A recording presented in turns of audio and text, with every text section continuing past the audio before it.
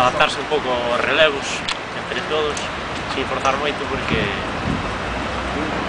son 21 días de carreira, mañá sei que habrá que apretar un pouco, pero bueno, sin máis que nada foi un día de salir a soltar e ir sabendo quen vai detrás de quen e compaginándose nos relevos para ir collendo a costumbre. Como foi esa coordinación? Ben, bueno, digamos despacio e tal, facendo as típicas bromas tamén de vez en cando, pero ben. Hai algúns novos, notouse, bueno, novos non no equipo, pero si ao mellor na contrarreloxo, non? Pois con respecto a Burgos está Gustavo Rodríguez e Vladimir, que vai diante viña e teñolle pánico, porque cando se empeña a tope na crono, o que lle toque pasar de a él, hasta que la parte, vamos,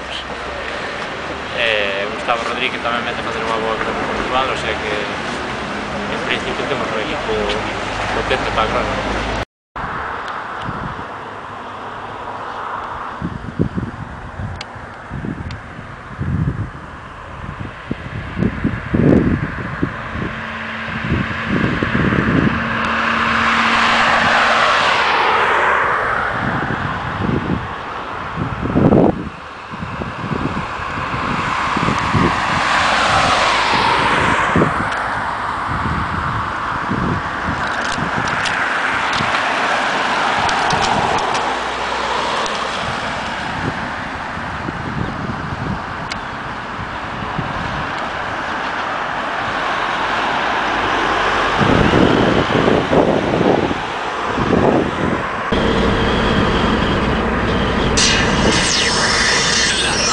Éxitos.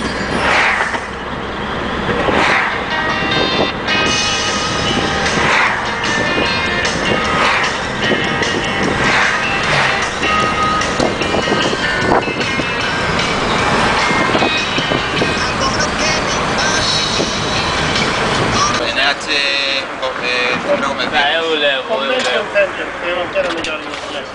Non sei un gris que hai ali. Vos leva de teléfono, eu non levo.